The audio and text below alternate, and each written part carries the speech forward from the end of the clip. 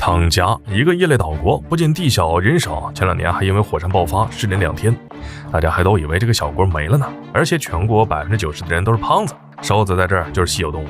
如果想上街搭讪，也得注意点，叫上一声美女，没个200-300斤都不好意思回头。汤加人为啥会这么胖呢？今天球哥就带大家来了解了解。汤加位于南太平洋西部，由170多个岛屿组成，国土面积约747平方公里，人口约10万人。作为一个小岛国，没地没资源，经济还很落后。要问它的特色是什么，那估计就是胖了。在这个追求高瘦的世界，汤加仿佛就是那个例外。要是来这儿旅游，你非得扭转自己的审美观才行。为啥？因为走在街头，一眼望去，你基本见不到一个瘦子。10万人里有90%以上的人都超重。可以说，汤加是世界肥胖率最高的国家。他们还有个标准，男性的平均体重得在180斤以上，而女性则是160斤以上。只有达到这标准，那他们才是那万人追捧的帅哥美女。要不然，就算长得沉鱼落雁、闭月羞花，一旦体重不达标，抱歉，在他们那儿还是啥也不是。不仅普通人胖，就连他们的国王也胖。比如说前任国王图普4世，不到2米的身高，体重却高达430斤。说他是全世界最胖的君主，都没人反对。这么夸张的体重，也使得40%的汤加人患有糖尿病。虽然胖点没问题，但也不能胖得太过夸张了。要是再按这种情况下去，他们早晚得把自己国家给胖没喽。你说一个小岛国自己本身就没啥资源，另外距离大陆呢有这么远的距离，汤加人怎么会胖成这样呢？虽然这里的气候条件不错，十分适合发展农业，但遗憾的是，汤加大部分的领土都是珊瑚礁，可耕地面积十分有限。过去靠着捕鱼为生，吃得健康，而且能吃的东西也不多，所以当时的汤加人还是很瘦的。也正是这个原因，所以汤加人更喜欢胖子，尤其是女人。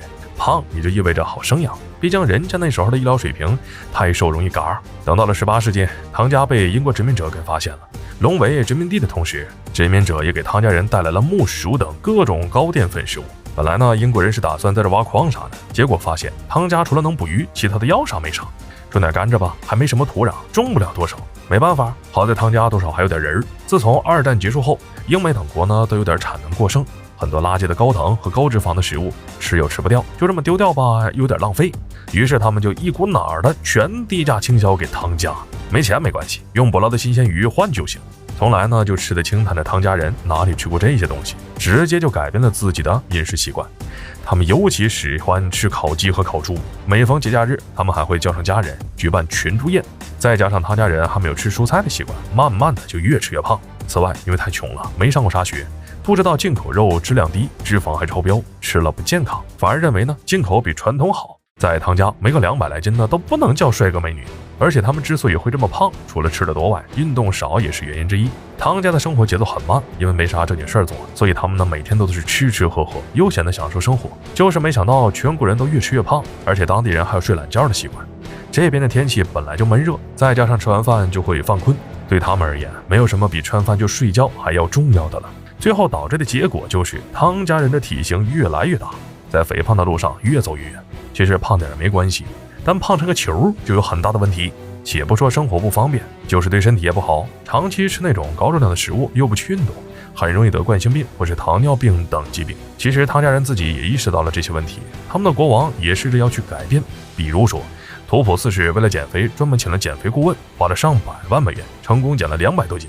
不仅是自己，他还在全国举办减肥大赛，奖金高达20万美元。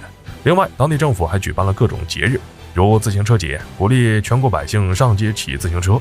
这个措施还是有点效果的。